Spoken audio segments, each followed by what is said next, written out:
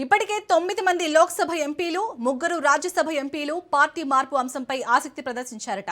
కొద్ది రోజులుగా జరుగుతున్న పరిణామాలతో వాళ్ళంతా కండువా మార్చేందుకే ప్రయత్నం చేస్తున్నారట. అయితే వేటు పడకుండా జాగ్రత్త పడుతున్నారట. అందుకే మిగతా అసంతృప్తులను కూడగట్టుకునేందుకు ప్రయత్నాలు చేస్తున్నారని హస్తినలో టాక్ వినిపిస్తుంది. ఇదే అంశంపై వాళ్ళ డిబేట్లో మాట్లాడదాం. ప్రజెంట్ మనతో జూమ్ లైవ్లో సిద్ధంగా ఉన్నారు విశ్లేషకులు బండారు రామ్మోహన్ రావు గారు. నమస్తే అండి రామ్మోహన్ రావు గారు. నమస్తే సార్. దీదీకి సొంత పార్టీ నేతల నుంచి అంటే ఎక్కువగా అసంతృప్తి వ్యక్తం అవుతుంది. ఇటు ప్రత్యర్థుల కంటే కూడా సొంత పార్టీ నేతలే ఎందుకు ఇలా చేస్తున్నారు అనుకోవచ్చు, అంటే పార్టీ ఫిరాయింపు చేస్తున్నారనే అంశంపై. మొదటి నుంచి కూడా మన పద్యాల్లో చెప్పారు, తమ తమ నిలవలు తప్పిన తమ మిత్రులు శత్రులందరూ గతరాసమితి అని సుమతి శతకాన్ని ఎన్నడూ చెప్పాడు. 1998లో పార్టీ స్థాపించినప్పటికీ అధికారంలోకి వస్తా అనుకోండి, కాంగ్రెస్ పూర్తిగా కమ్యూనిస్టులు ఎదుర్కోలేకపోతుందని చెప్పి, అగ్రెసివ్ పోతే తప్ప సాధ్యం కాదని చెప్పి కాంగ్రెస్ ని విడిపడి 1998లో, అంటే ఇంకా 2 ఏళ్ళు అయితే 3 దశాబ్దాల కింద ఆయన పార్టీ ప్రారంభించింది. కానీ గెలుపులు వెంటనే రాలే. తృణమూల్ కాంగ్రెస్ అధినేతగా ఆమె అనేక మన ఒడిదొడుకులు ఎదుర్కొంది, అనేక అవమానాలు, రాజ్యపోజ అవమానాలు ఎదుర్కొన్నది. అట్లాగే 10 ఏళ్ళు తిప్పలు పడితే, 12 ఏళ్ళు తిప్పలు పడితే తప్ప 2011లో మొట్టమొదటిసారి అధికారంలో లేకపోయింది ఆమె. మొట్టమొదటిసారి 35 ఏళ్ల కమ్యూనిస్టు కంచుకోటను కూలగొట్టి తాను వచ్చింది.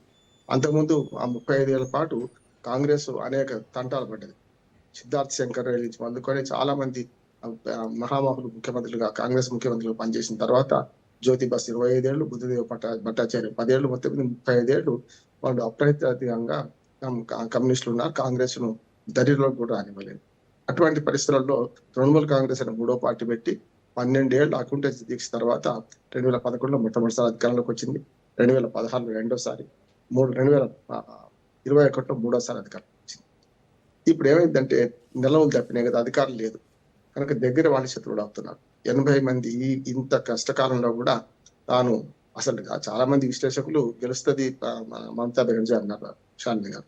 కానీ ఏమైంది, 80 సీట్లకు పరిమితమైంది. 80 కూడా తక్కువే కాదు, 294 సీట్లు. ఉమ్మడి మన ఆంధ్రప్రదేశ్ లో ఎట్లా ఉండేదో 294 అసెంబ్లీ సీట్లు, 42 పార్లమెంట్ సీట్లు. సరిగ్గా మన మొదటి నుంచి కూడా మొన్న విభజన, తెలంగాణ ఆంధ్రప్రదేశ్ విభజించే వరకు కూడా 2014 దాకా కూడా 9 దాకా అదే సీట్లు కొనసాగింది చూసాం. కనుక 294లో 208 సీట్లు, 7 సీట్లు ఏమో బీజేపీకి వస్తే, మొన్న మిగతావన్నీ 80 సీట్లు టీఎంసీకి వచ్చినాయి.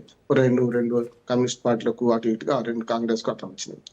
వాళ్ళు 80 మందిలో మీరు అన్నట్టు మనకు చాలా ఉదాహరణలు ఉన్నాయి. మనకు మహారాష్ట్ర మంచి ఉదాహరణ. శరద్ పవార్ అసలైన పార్టీ ఎన్సీపీ సోనియా గాంధీని వ్యతిరేకించి మన సంగ్మా, అట్లాగే శరద్ పవార్ పెట్టిన పార్టీ నుంచి చేరిస్తే అసలు పార్టీ ఏమో శరద్ పవార్ పోయింది, మరి అజిత్ పవార్ పార్టీ నిలబడ్డది. అట్లా ఎన్నికల గుర్తు కూడా వచ్చింది. అట్లాగే ఇప్పుడు మన శివసేన పార్టీ కూడా ఒకనాడు బాల్ ఠాకరే పెట్టిన పార్టీలో మరి ఆయన కొడుకైన ఉద్ధవ్ ఠాకరే కూడా పక్కకు పోయి ఉద్ధవ్ ఠాకరే పార్టీ పనికి రాకుండా పోయింది. మరి ఏక్నాథ్ షిండే పార్టీ దానిలో ముందుకు వచ్చింది. అంటే మహారాష్ట్రలో ఏదైతే అవలంబించారో అట్లాగే ఇక్కడ కూడా వద్దన్నా కూడా బీజేపీ హస్తం ఉందా లేదా పక్కన పెడితే, వద్దన్నా కూడా ఇక్కడ ఈ చీలిక సాధ్యమైంది. అంతెందుకు తృణమూల్ కాంగ్రెస్ బలహీనపడ్డది ఎప్పుడంటే 2021 కన్నా ముందే అంటున్నాను. ఎందుకంటే ఆనాడు సువేంద్ర అధికారిని ఆమె మన విడిచిపడి పెద్ద ఎత్తున బంధుప్రీతి ఉండాల్సిన అవసరం లేదు ఆమెకు. ఈ పెళ్లి పిల్లలు ఎవరు లేరు కదా, అటువంటిప్పుడు ఆమె చేయాల్సిన పని ఏంటంటే అల్లుని కాకుండా కొత్త వారిని తీసుకొస్తే బాగుండేది. సువేంద్ర అధికారి అట్లాగే దూరమైండు. ఆయన 2021 ఎన్నికల్లో సింగూరులో ఆమెనే ఓడించారు చూసినాం కదా, నందిగ్రామంలో ఆమెనే ఓడించారు చూసినాం వాళ్ళు. ఇక్కడ నేను ఏమంటున్నానంటే ఇది బంధుప్రీతి, అవినీతి, ఆశ్రిత పక్షపాతం వల్ల, కుటుంబ ప్రేమ వల్ల ఏం జరుగుతుందో చూస్తున్నాం మనం. అంత మన తెలంగాణలో చూస్తున్నాం, ఆంధ్రప్రదేశ్ లో చూస్తున్నాం. అంటే కుటుంబ ప్రీతి వల్ల అసలైన రాజకీయాలు పక్కకు పోతే అంటే అది మంచి ఉదాహరణ. ఇప్పుడు 60-80 మంది గెలిస్తే 58 మంది నిన్న స్పీకర్ దగ్గరికి వెళ్ళాలి, ఇంకో ఇద్దరేమో రాష్ట్రంలో అందుబాటులో లేరు అంటున్నారు. సరిపోతే 54 మంది సరిపోతారు. నిజంగానే టీఎంసీ చీలిపోవాలంటే 2/3 మెజార్టీతో ఎట్టి పరిస్థితుల్లో ఫిరాయింపు చట్టకి రావద్దు అనుకుంటే 80లో 54 మంది సరిపోతారు. 58 మంది ఇప్పటికే ఆల్రెడీ ఇచ్చారు, ఇంకో ఇద్దరు వస్తే 60 కాకుండా 54 మంది సరిపోతారు. కనుక ఇవాళ తృణమూల్ కాంగ్రెస్ నిట్ట నిల్వన కాదు, 2 పాలు ఇటు 1 పాలు ఇటు చీలిపోయినట్టు లెక్క. మమతా బెనర్జీ ఒంటరి అయిపోయింది రకంగా చెప్పాలంటే. కానీ మమతా బెనర్జీ నిన్న కూడా ఏం మాట్లాడింది పశ్చిమ బెంగాల్ అంటే, నేను మీ అందరికంటే మంచి ప్లేయర్ను, రాజకీయంగా చూద్దాం ఏం జరుగుతుందని మాట్లాడుతుంది. కానీ అక్రమించిపోయింది. అధికారం ఉన్నప్పుడు చుట్టాలి అన్నట్టు. ఇప్పుడు రితేష్ ఎవరైతున్నారో మన చీలిపోయిన నేత ఆయన సిపిఎం నుంచి వచ్చిండమ్మ శరద్ గారి గతంలో 2014 నుంచి 2025 వరకు ఆయన రాజ్యసభ సభ్యుడు సిపిఎం నుంచి. 2020లో ఆప్షన్ ఇది 2021 కన్నా ముందు ఎన్నికల కన్నా ముందు తృణమూల్ కాంగ్రెస్ జరగానే తగుదన మాని ఫిరాయింపు దాడికి మళ్ళీ రాజ్యసభ సీట్ ఇచ్చింది. ఎప్పుడు కూడా ఇంటి దొంగ ప్రాణహాని అన్నట్టు. అసలు ఓ రకంగా చెప్పాలంటే బయట నుంచి వచ్చిన వాళ్ళకి వెంటనే మరి పదవులు ఇవ్వడం వల్ల వచ్చిన సమస్య. అప్పుడు 6 ఏళ్ళు, మళ్ళీ 6 ఏళ్ళు 2020 నుంచి మొన్నటి దాకా పార్లమెంట్ సభ రాజ్యసభ సభ్యుడిగా ఉన్నాడు ఆయన. మొన్నటి ఎన్నికల్లో ఆయనకు అసెంబ్లీ సీట్ ఇచ్చింది. రాజ్యసభ సభ్యుడిగా అట్లా ఉంచినా ఏం కాకపోతుండే. ఇప్పుడు ఏమైంది, అసెంబ్లీ సీట్ ఇస్తే ఏకమేకై కూర్చొని వీళ్ళ పార్టీని మొత్తం చీల్చేసిండు. అది కూడా ఈమె కూడా కొంచెం అగ్రెసివ్ అయింది. ఎందుకంటే శివేంద్ర అధికారిని మొన్న ముఖ్యమంత్రిగా అయిన తర్వాత ఒక ఎమ్మెల్యే పోయి కలిసింది అనుకోండి, చూసి కోరుకుంటే అయిపోయింది, సస్పెండ్ అంటే చేసింది. సార్ దాంతో ఇప్పుడు ఈ ఏంటంటే అసంతృప్తికి కారణం దీదీ మేనల్లుడు అభిషేక్ బెనర్జీ నాయకత్వ శైలి అనుకోవచ్చా? ఖచ్చితంగా. ఎందుకంటే ఓకే. ఇప్పుడు ప్రతిపక్ష నాయకుడిగా ఎన్నికైన రితీష్ ఆయన ఏమంటున్నాడంటే మమతా బెనర్జీ మా చైర్పర్సన్ అంటున్నాడు. ఇప్పటికి కూడా ఓకే. పార్టీ చేయలే ఇంకా. మమతా బెనర్జీ మా చైర్పర్సన్, కాకపోతే ప్రతిపక్ష నాయకుడిగా నేను ఉంటాను. 60 మంది నాయకులు అందులో చీలిక అంతే తప్ప పార్టీ చీలిపోలేదు. ఆమె మా నాయకురాలు అంటున్నారు. కానీ ఆమె నాయకురాలుగా ఆమె మీద మా అందరి మీద పెత్తనం చేసే హక్కు ఆమె అల్లుడికి అభిషేక్ బెనర్జీకి లేదని చెప్తున్నారు. అందుకని సమస్య అది. అందుకని ఆమె క్లియర్ గా చెప్పారు ఏంటంటే మమతా బెనర్జీని తృణీకరిస్తలేదు.